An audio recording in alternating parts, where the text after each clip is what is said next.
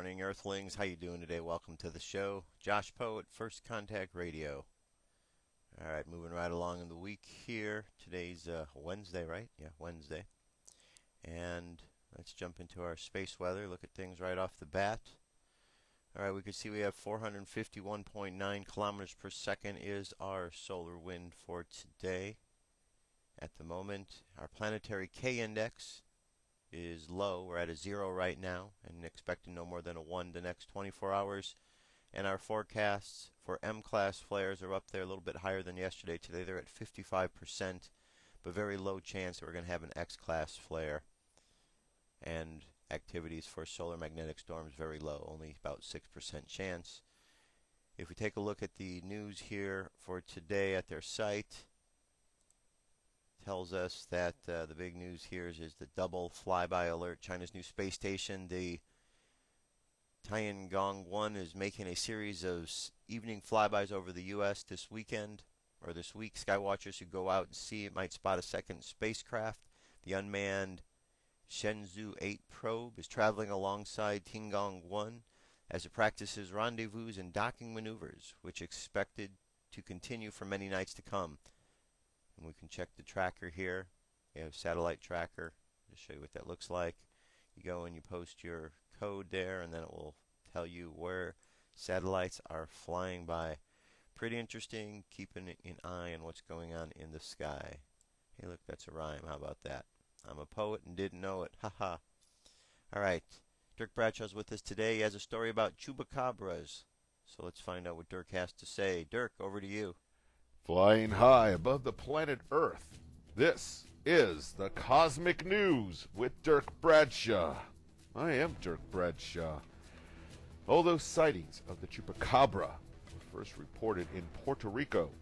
Eyewitness reports soon began to arrive from across the Americas. But what exactly is this thing? Is it even real? Learn all about the chupacabra tonight, boys and girls. That's what we've got for you. Stay tuned. You're really going to need to know this. And if you ask our leaders today, this is what they will say. I can neither confirm or deny.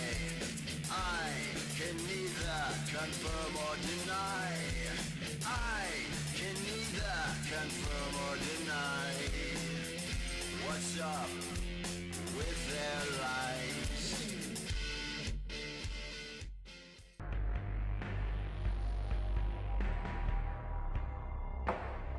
Here are the facts. A terrifying force allegedly haunts Puerto Rico, leaving trails of mutilated livestock in its wake. It's called El Chupacabra, the goat sucker. Since the first official sighting in 1987, people across the Americas have claimed to see this monster. The legend is spread across 2 continents and the Caribbean, but no one's sure what it is. Some say it looks like a hairless coyote or a gigantic reptile, that it moves by hopping like a kangaroo. Its eyes supposedly glow red in the darkness. Some people even claim the monster can fly or become invisible. The story grows more outlandish with each passing year. Most people don't think the chupacabra is real. A large predator probably couldn't avoid detection for this long. Most cryptozoologists believe the chupacabra is a hoax. When I visited Puerto Rico, people thought of the chupacabra as a kind of national mascot, not an actual monster. But others throughout Latin America swear the chupacabra exists. Cattle mutilations reportedly accompany sightings of the beast. Although the first official reports of chupacabra attacks came from Puerto Rico, indigenous tribes across South and Central America share ancient legends of similar vampiric creatures. But again, how could such a large creature remain hidden? Some conspiracy theorists admit it couldn't, at least not without help. Here's where it gets crazy. What if the chupacabra never existed until a few decades ago? A surprisingly large part of Puerto Rico's population believes the chupacabra is an escaped U.S. experiment. The U.S. Army, they say, created chupacabras and lost control of the creatures. Once these creatures broke out of the lab, they behaved like an invasive species dominating the local ecosystem, sort of like kudzu in the U.S. or the cane toad in Australia. But both kudzu and cane toads are highly visible, so why haven't we seen swarms of chupacabra? And what about the experiment angle? It seems unlikely, but consider this. The U.S. Army has experimented in Puerto Rico before, testing bombs on some islands and allegedly dosing the population with birth control. And during World War II in the Pacific, the U.S. Army left corpses drained of blood to terrify Japanese soldiers and bolster rumors of a local monster. This proves that the U.S. is capable of hijinks, at least in the realm of psychological warfare. It's understandable that Puerto Rican citizens wouldn't trust the U.S. government. Another group of theorists believe the Chupacabra is an alien. What appears to be a string of attacks is actually some otherworldly scientific expedition. For evidence, these theorists cite the eerie nature of the attacks. They allege that organs and genitalia are often removed with surgical precision and that reports of UFO activity coincide with the attacks. Some researchers think the incidents are related. They believe the Chupacabra is an alien force, and they also believe the U.S. government is trying to catch it. This belief went public several years ago, when a journalist in Argentina claimed that several Chupacabra-like creatures were sighted in a local mine, and an armed task force from NASA came to investigate. Unfortunately for these theorists, there is currently no proof of their claim. Yet the question remains, what is the Chupacabra? Just another symptom of mass hysteria? Or something they don't want you to know? Next up on the Cosmic News Network, R.A. Grimes, Heart of Darkness. Best-selling author, R.A. Grimes, unravels life's mysteries as we travel through the heart of darkness.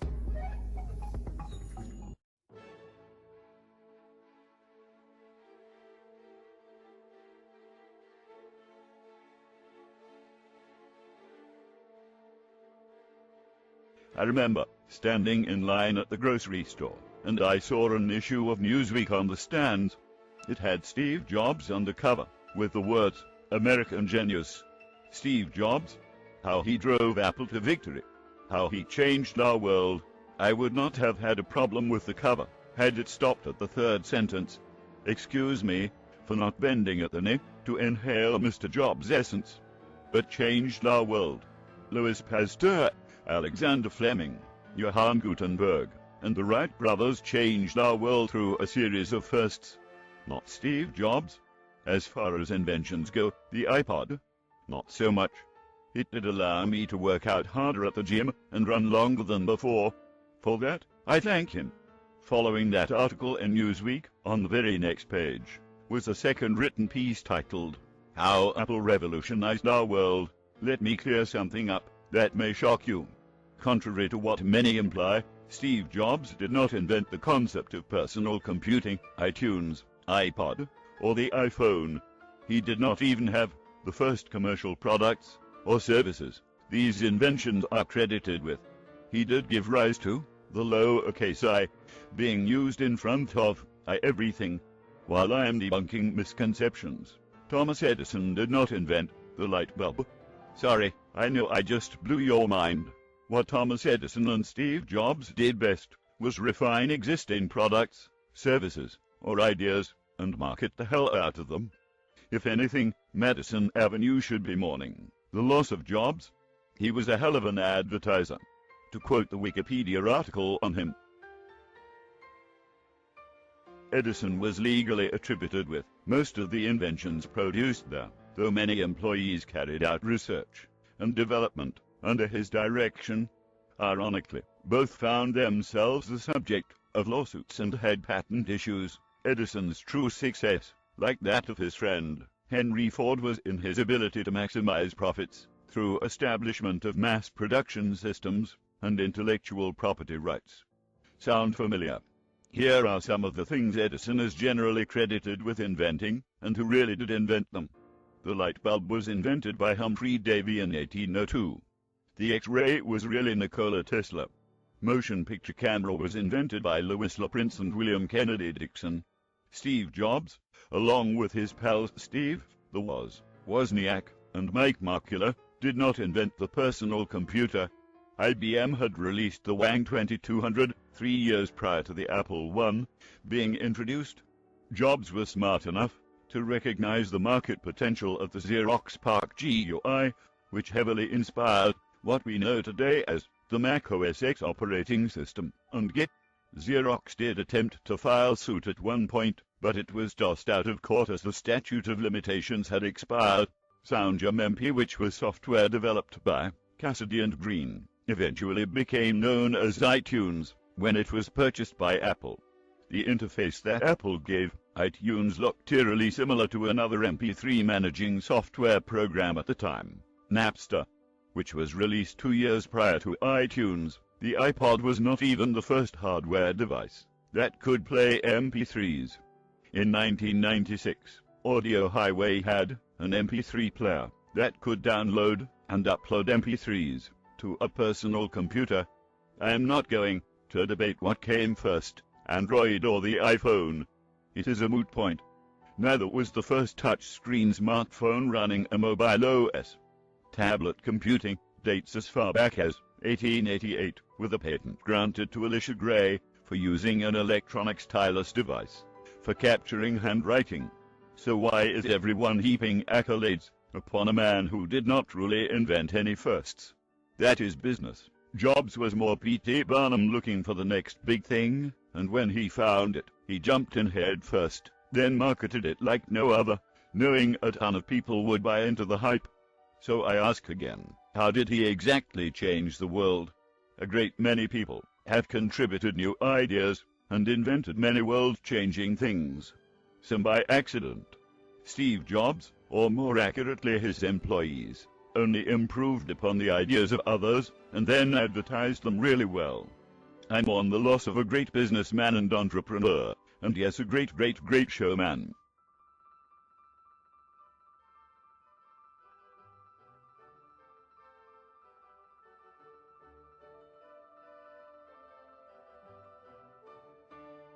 Oh, man, I can't believe it's over. Where does the time go? Well, I see the fat lady's off the stage. She's looking right at me. It's time for me to go put her to bed. I hate goodbyes. So instead I'm going to say, until we meet again, I'm Dirk Bradshaw for the Cosmic News. Wake up.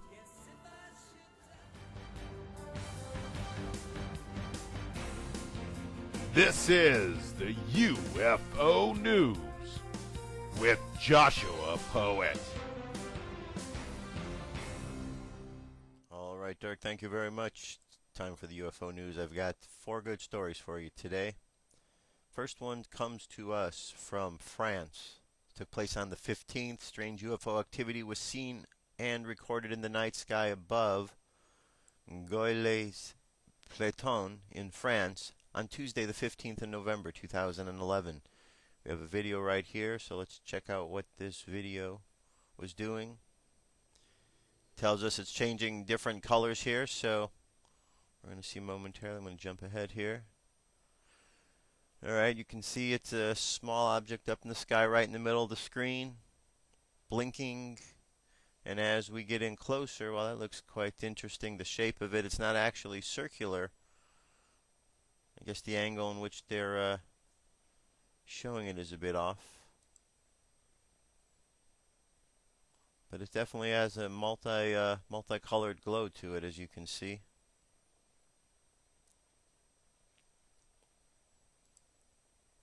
Alright, I'm just going fast forwarding through to see if it does any special tricks or anything. Nope, that is what we got. Okay, moving right along. Next up comes to us from the Examiner. UFO sighting in Cancun. Strange lights pepper the night sky in Mexico. On the evening of Saturday, November 12, 2011, multiple unidentified glowing white orbs are spotted over Cancun, Mexico. The UFO sighting took place at approximately 9:30 p.m. local time at Exquion Avenue, a popular party spot studded with bars, nightclubs, and other venues for late-night activities. A person with a camera was able to record the UFO sightings on video from the vantage of the Cancun Mitsubishi Motors, a car dealership. For more than 2 minutes, the camera rolled while the sky was teeming with these brightly shining, unidentified flying objects. There were too many of them in the sky at one time to count, and they seemed to be ascending and descending with no rhyme or reason. According to Disclosed TV, these are going way too fast to be lanterns. However, their opinion hasn't stopped from other people claiming exactly the opposite. One commentator on YouTube pointed out Chinese lanterns, as they began to dim, they sink until the candle goes out completely. These UFOs rise bright, then dim as they sink. There's a video here, so let's check out the video. Okay, lights above Cancun, and first glance, you can see that there's a lot of them.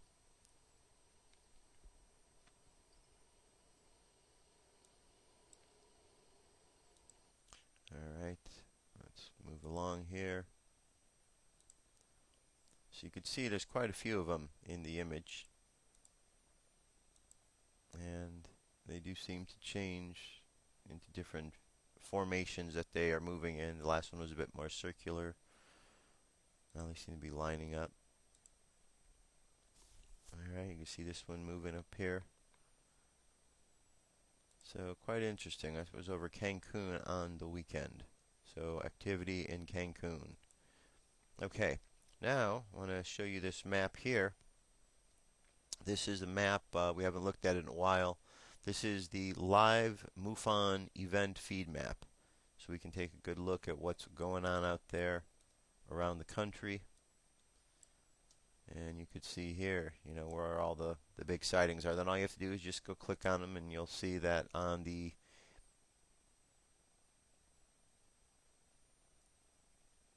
'15th was the last one. That was submitted. We've got this one up here in Oregon, and then you go down all over around. You see you got some of them that look like, you know, the V-shaped craft, and you got the circular craft. Let's take a look at this. You see here this was submitted on the 15th. The date of the event was the 11th, Memphis, Tennessee. And when you click on the other link here, it gives you even more details. Friday, November 11th, I was driving south on I-55 from St. Louis on my way to Texas around 11:15 p.m. and about 30 to 45 miles north of Memphis, something out of my driver's side caught my eye. So you can go through any of these here. We've got the link up at our page. You can check it out. It's a lot of good information for you. Okay? And that page is actually UFO Stalker, STALKER.com, and that will take you to the MUFON live feed. And the last bit of information here for today, our last story, comes to us from UFO Digest. Now, if you're not familiar with UFO Digest, it's got a lot of great articles, a lot of good information, talk about issues of the extraterrestrials. You know, you've got the stories that the sightings are happening, but then you have those who are asking, why are they happening? What does it mean? And there's a lot of different thoughts out there. There's certainly those who think that we're about to have an invasion. Well, that's not what's about to happen. That's the fear that's being put out there to keep you from understanding what's going on. There are those who are going to tell you that the demons are coming down in the spaceships to invade the Earth. Let me tell you, the demons, the dark energies, they're already here. If you refer to the Bible where it talks about the beast and how Satan, Lucifer, the devil went down, he went down to Earth. Never at any point do you remember a story that says the devil left the Earth. Do you remember a story? I don't remember anything that says the devil left. So therefore, if all of that dark energy, if we want to call them reptilians, because people relate the reptile stories to the reptilians down here on the planet, perhaps those energies are really here. Perhaps there is some truth to movies like They Live or the TV series V, where tell us that there are these reptilian shape-shifting entities that are behind the scenes doing all kind of bad things. Well, it would make sense that if they're the bad guys, they would want to point outward and say there's bad guys coming to the planet to throw you off their track. So don't be fooled just because you hear UFOs that they're bad. That's the fear that's being put out. And all it takes is just a little bit of research to find that there is tons of information that is brought down from UFO sources other than one particular race. Because there isn't just one race out there in the universe, there's multiple races. Now, all that being said, let me get to the story here. It says, Shifting Earth Consciousness, the 2012 World Ascension Visuals. This is by Hope Bradford. Respect the masters, those who've gone before me. It's a very potent time. People are learning. They will no longer be trapped in their own belief systems. People will begin to get sparks of light. They will increasingly be more and more sparks, which will erode the darkness of confusion. Kuan Yin. From the Sumerian cuneiform tablets to the Egyptian and Mayan pyramids to the stone monoliths of Easter Island, Stonehenge, and Karnak, France, clues lay all around to our abundant, mysterious earthly heritage. The twin ancient underwater cities dwelling beneath the Bermuda and Dragon Triangles tell of mysteries underneath the sea. As well, however, The greatest mystery of all may be where, as a species, we are destined. That the Mayan and the Egyptian calendars end in 2012 is a source for great speculation on whether this points to political, environmental, and/or geographical upheavals, or simply the end of an era. Many believe the Mayan prophecies indicate that 2012 and beyond will usher in a time of peace and harmony. It is said that the Tibetan Kalcharka, the Wheel of Time, revealing the prophecies of Buddha, also tells of an approaching golden age. As 2012 quickly approaches, many wonder what it all means for them personally. This point in time marks the conclusion of a Baktun, an ancient measurement representing a great period of years. Does this foretell the end of the world or the beginning of some new era? Certain other forecasts seem to predict an expansive shift in consciousness of mankind, a welcome respite from the centuries of war and strife. Based on this information, 2012 has inspired both transformation and doomsday theories aplenty. As Kuan Yin maintains, we are presently living in a pre-birth collective age agreement involving the better than, not enough, and survival of the fittest beliefs. This likely explains the many divisions and inequalities we now and throughout the history have witnessed. It is through these systematic limiting beliefs and often disturbing outcomes are coming to a climax, revealing how we ultimately can shift the paradigm. Now, there's more to the article, so I'm going to leave that to you to finish on your own for today. But, it's a very good point that's going on. One of the issues that I hear a lot being talked about there is light, and concern that all of these stories that we're hearing about extraterrestrials and how there is light coming, how this is evil, bad. I got a question for that. How could the light be bad? We're told that we should be reading the Bible, and in the beginning of the Bible, go check for yourself, but at the beginning of the Bible, God said, "Let there be light," and saw that the light was good. From that point on, from that moment where God said, "Let there be light," and determined it was good, from that point on, if you have an issue with light, then you would seem that you have an issue with God. If you recall the story where Daniel was released from the prisons with the lions, there was a great light that shone, and then Daniel was freed. The walls were gone. Again, light. So for those who out there that are saying that this is a deception that is taking place in 2012, us going towards the light is going to something evil, again, I relate you back to the beginning of the Bible where God said, "Let there be light," and saw that the light was good. So how could the light be good in God's eyes, and yet how could those beings on the planet now interpret the light as being bad, and yet at the same time claim that the Bible is the book that they should be talking about? There's a lot of confusion going on, my friends. You have to understand, light is information. We're moving into an informational time. The extraterrestrials that are working with the planets, both off of the planets and those that are already down here, are working to help share information with you. Even the computers themselves, we're living in an information age. The computers, which use crystalline energy, are imparting information to you in a variety of ways. At your fingertips right now, you can go and search and look up any bit of information you need. That's a great tool to be able to have that.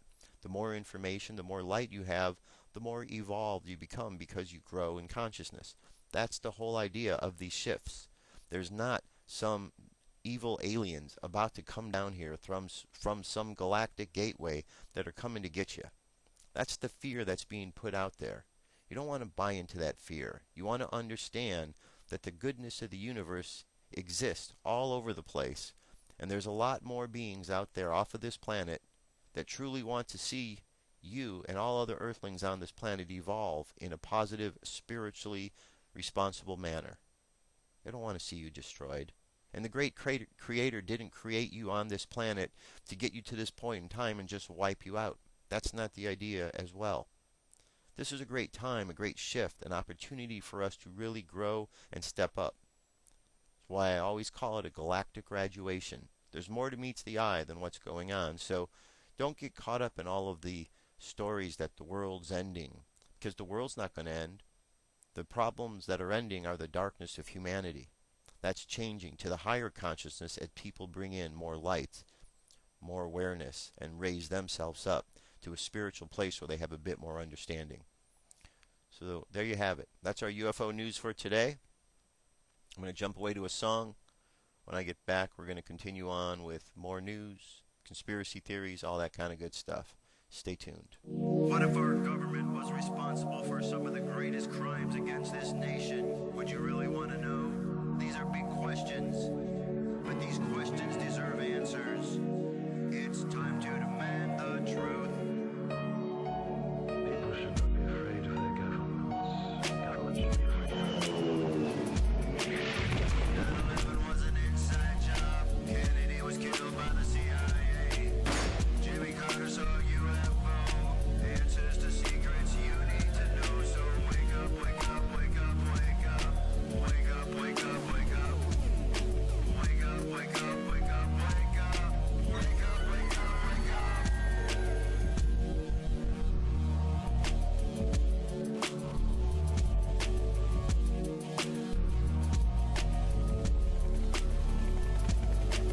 The evidence is overwhelming. Step past your fear, take a look. Illuminati lies keep growing, but they're losing from your eyes. And wake up, wake up, wake up, wake up. Wake up, wake up, wake up. Wake up, wake up, wake up, wake up. Wake up, wake up, wake up.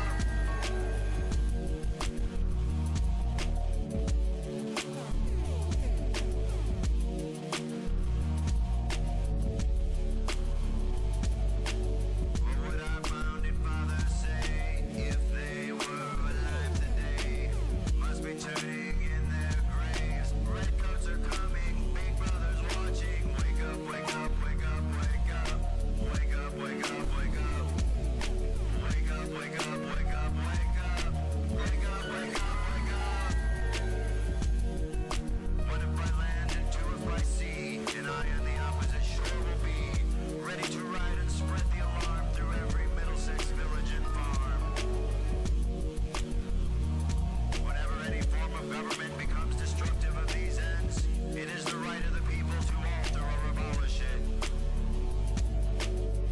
When a long train of abuses and usurpations, pursuing invariably the same object, evinces a design to reduce them under absolute despotism, it is their right, it is their duty to throw off such government and to provide new guards for their future security.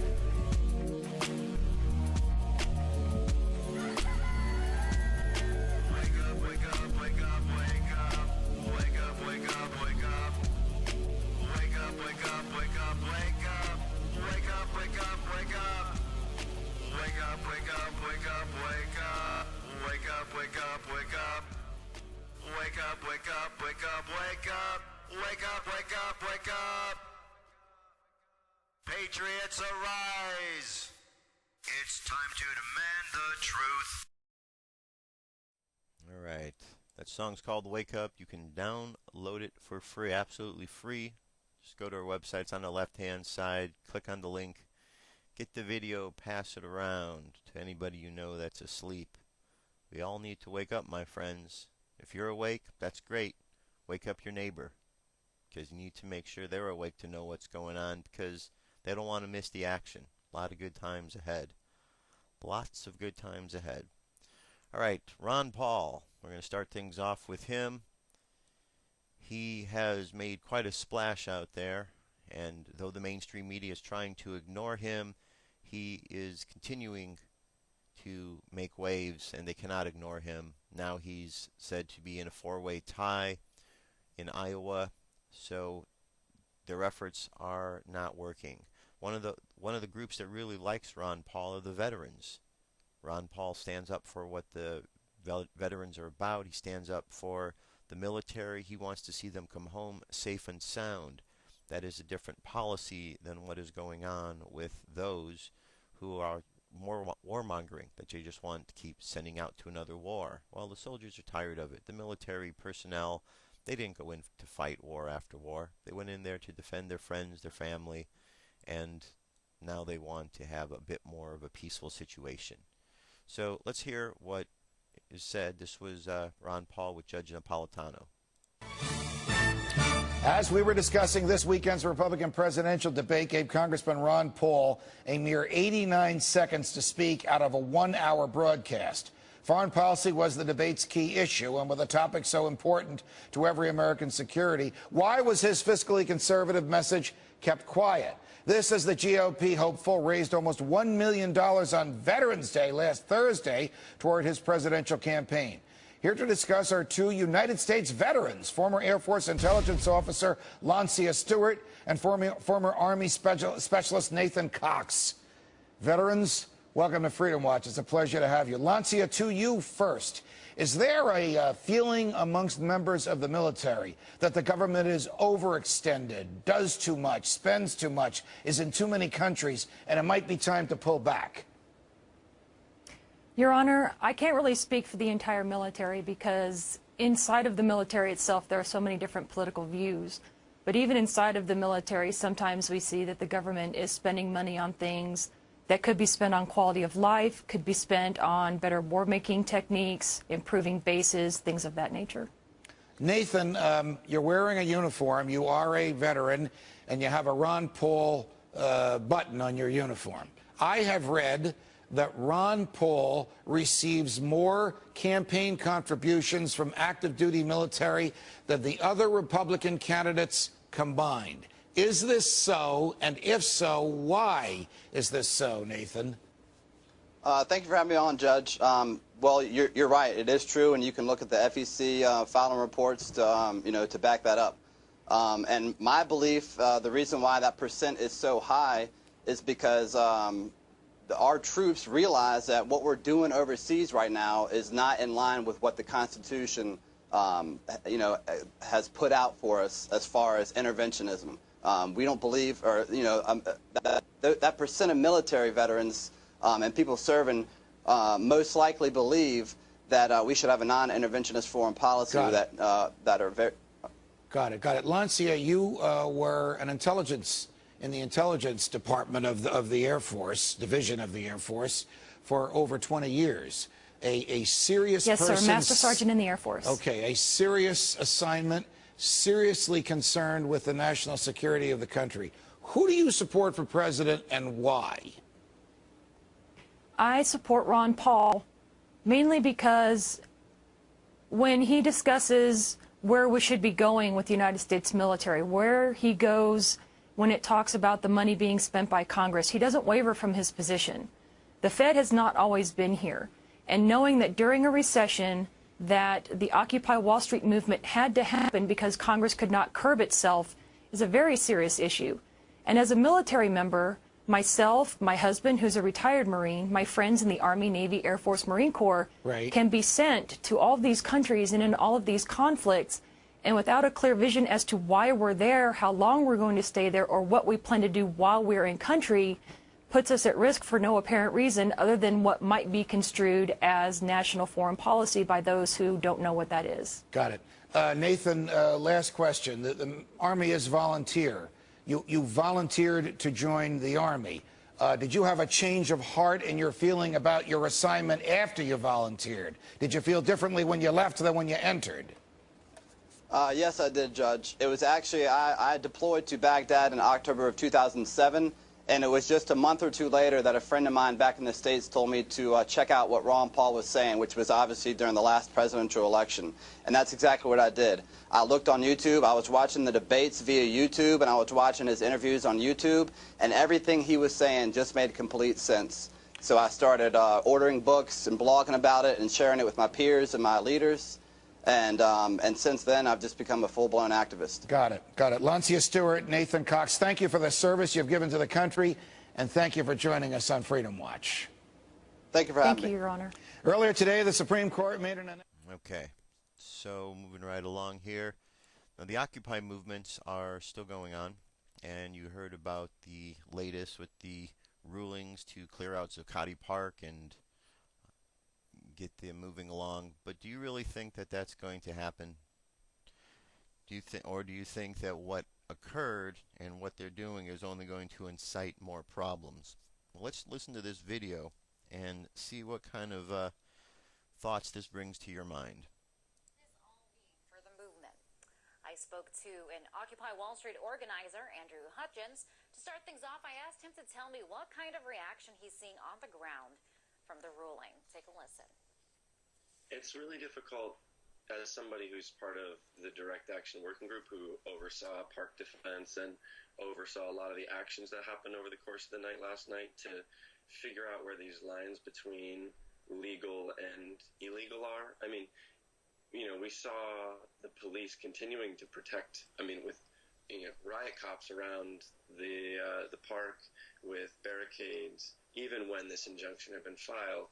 And we watched a lot of intense brutality throughout the night. So on the ground, it's hard to say what exactly this is really going to ultimately do, given that this action felt like it was illegal in the first place. Is there a sense that protesters are going to comply with this order and not occupy Zuccotti Park anymore, or do you think there's going to be a resistance?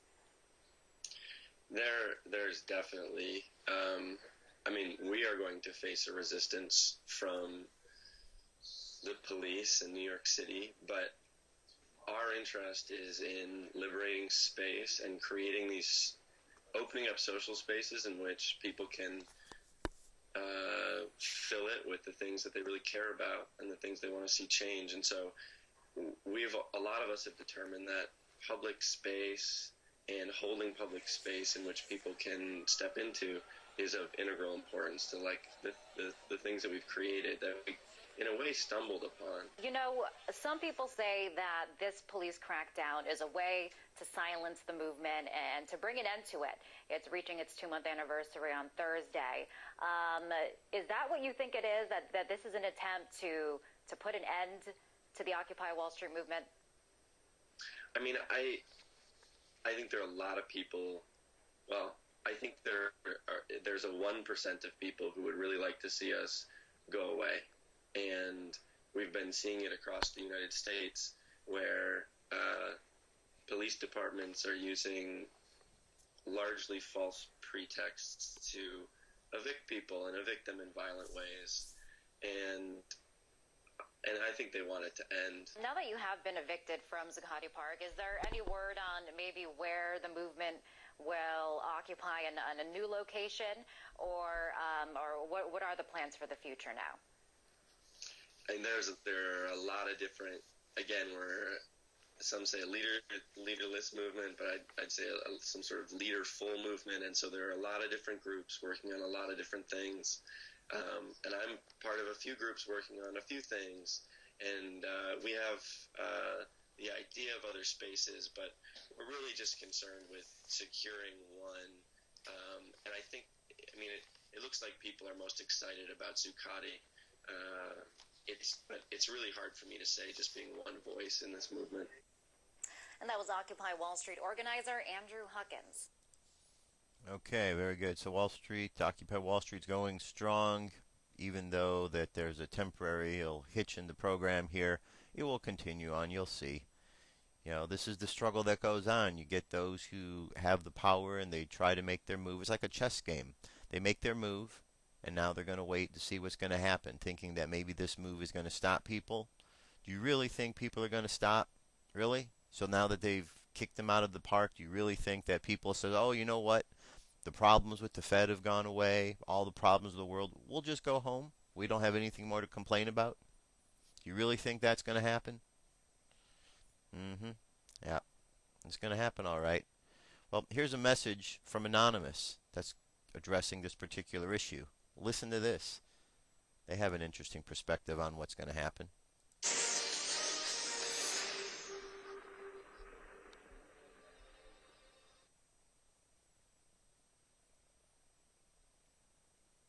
Citizens of the world, we are anonymous. We have been monitoring the events currently taking place. The decision made by the New York Police Department and the City of New York displeases us. A city cannot have the power to destroy the people's right to free speech and assembly. We've been called by various supporters of the Occupy Wall Street movement for our help. We will not disappoint them. We shall continue to target New York Supreme Court Justice Michael Stallman until he repeals his decision and allows the protesters to return to Camp in Zuccotti Park. In addition, we have decided to take drastic measures in ensuring that this happens. We have released Justice Michael Stallman's private information as well as others supporting his decision. Citizens of the world, hear us now. The time has come to rise up. It is time to rise against the system. The system has now met its match, and the people shall prevail. We will participate in this war. There will be no stopping us. If the government presents a threat to us, they will expect no mercy. We shall terminate this system indefinitely. We are anonymous. We are legion. We do not forgive. We do not forget. Expect us. Okay, so obviously they're not about to back down, and we don't want them to back down because they're part of the people. They're part of the large movement that's taking place because we are all part of Anonymous. We are all part of the group that is out there in life that is being abused by the powers that be. They don't care. The powers that be, they don't care what's going on. They just look at everyone as just another anonymous face that they're going to tax, that they're going to impose their rules on, their false flag events, and then the group is just going to say, okay, no problem, we'll take it. Well, we're not going to take it anymore. And people are stepping up. It's part of the change that's going on. People are taking back their power that has been taken away or that they've given away. Either way, people are taking it back, and it's about time, don't you think? Now, there is a movie I want to tell you about that I watched last night, and absolutely amazing movie. Absolutely amazing. It's called Thrive. It came out 11/11/11. You can go to Facebook. I've got this linked up. It's linked up to our First Contact Radio page. On the left-hand side of the page, you got a link that will take you to the website. And if you go into the news stories today, you got the link that's going to take you here right to the movie. Now, let me see. Maybe I'll even play a few moments of the minute.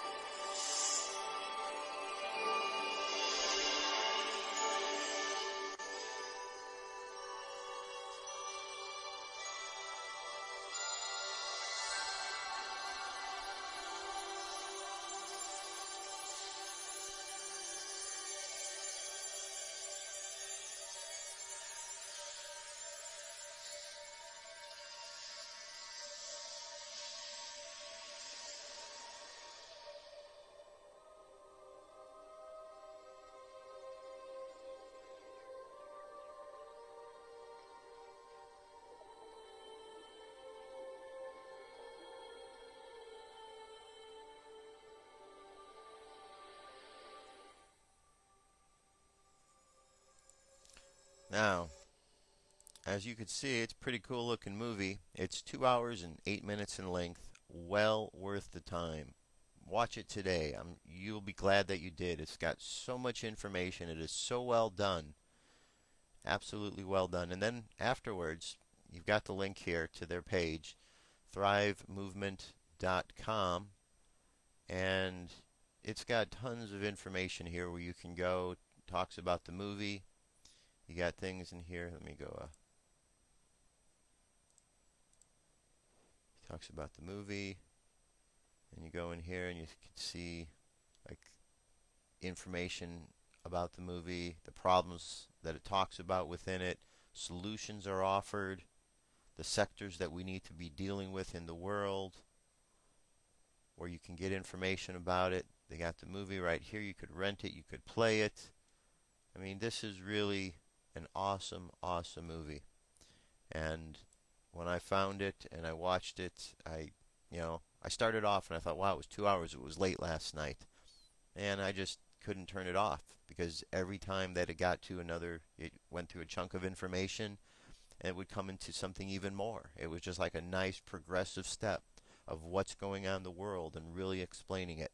And it kind of caught me off guard on some areas because it's very subtle the way it came in and presented itself. Very unassuming with the information that came through it because you don't realize when you're first watching it that it has so much heavy information in it. But by the time you're done watching, you will have learned a great deal about a lot of things that you had heard about, and this really ties it all together in a nice, good way. So I would encourage each and every one of you to watch this movie. Go to our page today, click on the link. You can go to YouTube, find it, just put in Thrive, Thrive, and you'll be glad that you did. Now, yesterday on the show, we played The Origin of Fear, Krishnamurti, Part 1. Today I'm going to play Part 2.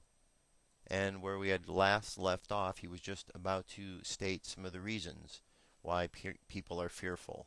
So let's continue on with this Part 2 to hear exactly what the next phase is.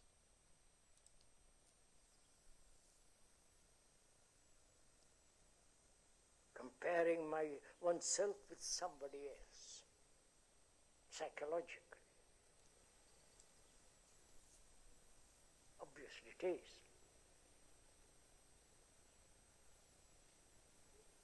So, can one live a life without comparing yourself with nobody? You understand what I mean? When you compare yourself with another,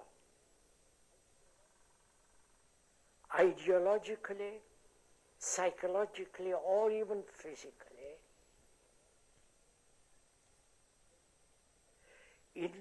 there is the striving to become that, and there is the fear that you may not. There is the desire to fulfill, and you may not be able to fulfill. Where there is comparison, there must be fear.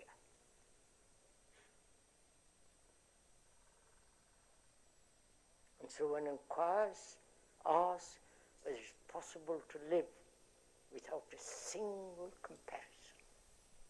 Never compare.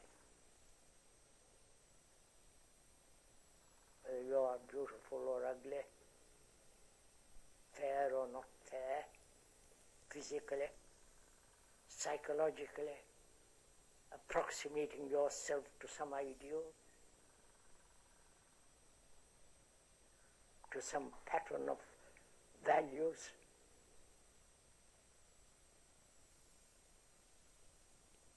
There is this constant comparison going on. We are asking, is that one of the causes of fear? And where there is comparison, there must be conformity. There must be imitation inwardly. So we are asking, is comparison, conformity, imitation, are they contributory causes of fear? And when can one live without comparing, imitating, conforming? Psychologically.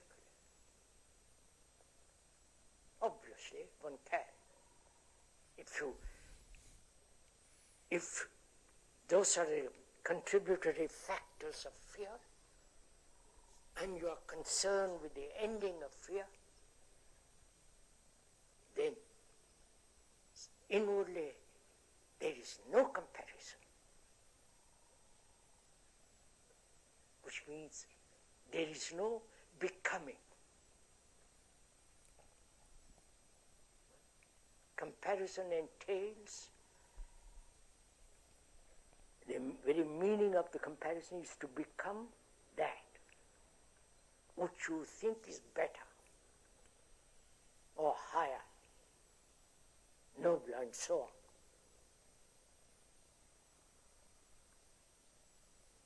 So, comparison, imitation, conformity, which is becoming, is that one of the factors or the factors of fear.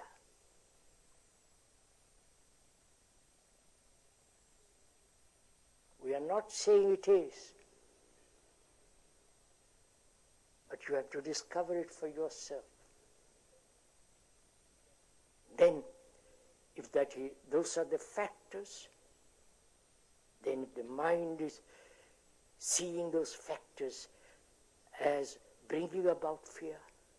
The very perception of those ends the contributory causes. Okay. Wonder if there's a part 3 here. I saw part 1, part 2. Let me just check out here. I don't see a part 3, but pretty good. Pretty good, don't you think? Talking all about fear and what's going on. I mean, we do have a lot of fear that we have to deal with, and fear is what holds us back. Fear is the issue that we're dealing with in our society these days. Afraid of so many things. People are afraid of losing their homes. People are afraid of losing their lives. They're afraid of losing every possible thing they can imagine. And these fears, in many cases, are rightly founded because there are those who are trying to take things away. The war on terror is meant to continue to keep you fearful. So look at who is the idea follow the money. Well, we could follow where the idea comes from. The war on terror comes from the governments. The governments are imposing a war on terror on the people. They want to make you afraid. And the more they make you afraid and the more that you cower, the more that they then impose more control. Because they claim that they don't want you to be afraid, so they put more restrictions around you. Pretty soon you have so many restrictions around you to keep you from not being afraid, and you're in a prison that you didn't even realize you got into because you got into it because you were afraid.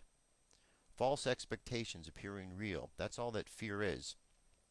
We step above the false expectations, we're going to be much, much better off. So let's look at the idea of fear again today. Let's explore that when we do our meditation. And more specifically, let's explore ourselves stepping past the fear, because that's really what's important. We have that capability to step past fear. Fear is just an illusion that gets in our way. It's just an illusion, that's all. So, let's go ahead and close your eyes and relax. Close your eyes and relax.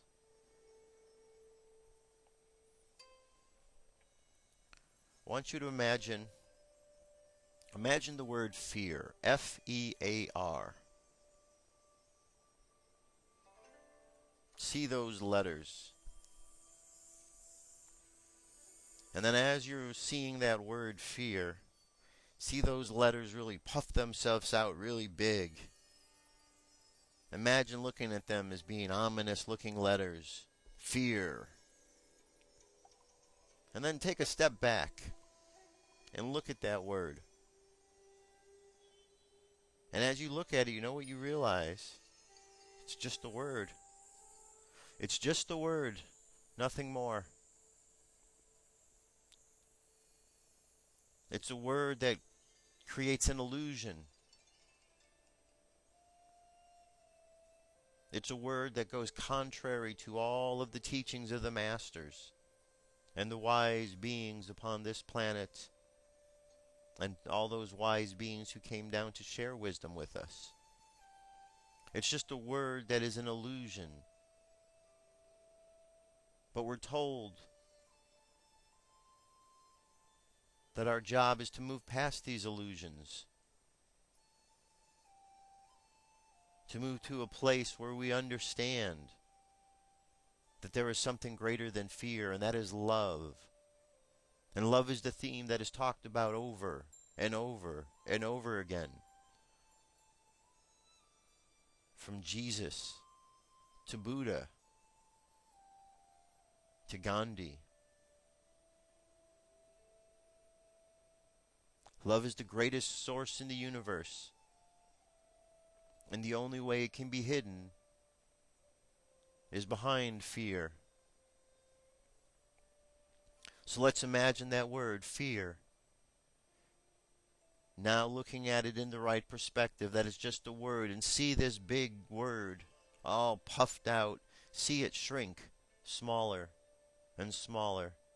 And imagine sending love to that word. And see it shrink smaller and smaller until it just disappears. And in the place where the word fear was, see the word love. See the word love.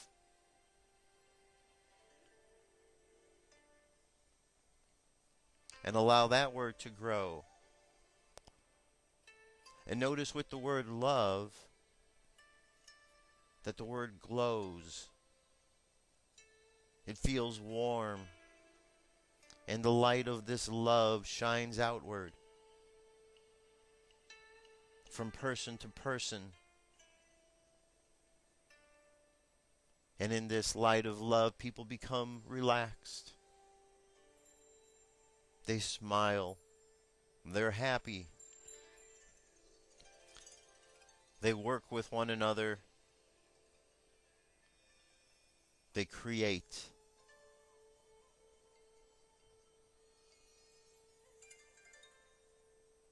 Imagine what it would be like if everyone on the planet was just sharing love, sending out love, expressing love. Imagine if the power of love was so great that all wars ended. Because everybody loved each other and there was no need to go fight. Imagine that with the power of love, greed ends. Because people love each other and share with each other. Therefore no one goes hungry. No one goes homeless. Because we know that in love there is more than enough for everyone and everything. Let's imagine now that all of our energy centers in our body are activated.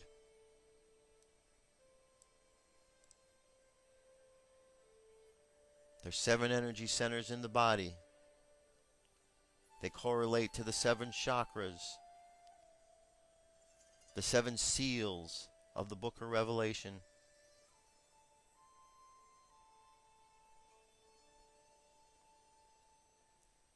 These are the seals that we open, that Jesus showed us that we open, that the masters of the planet showed us that we open. They are part of this spacesuit. They are part of your divinity. The first chakra is at the bottom of your spine. The color is red.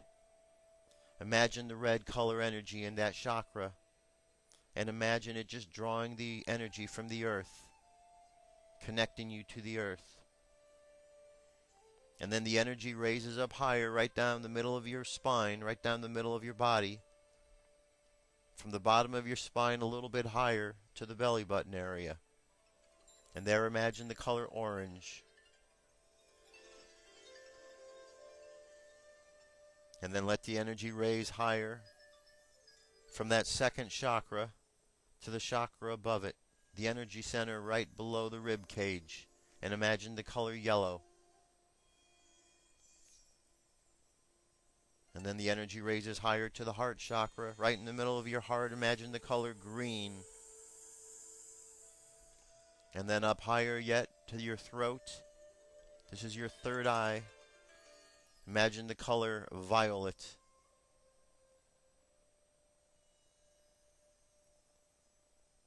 And then finally to the top of your head, imagine the color indigo.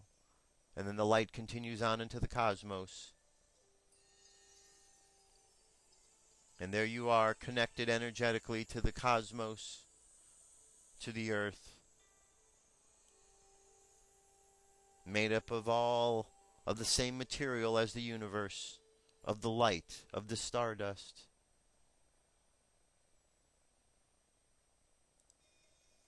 Made up of all the same energy.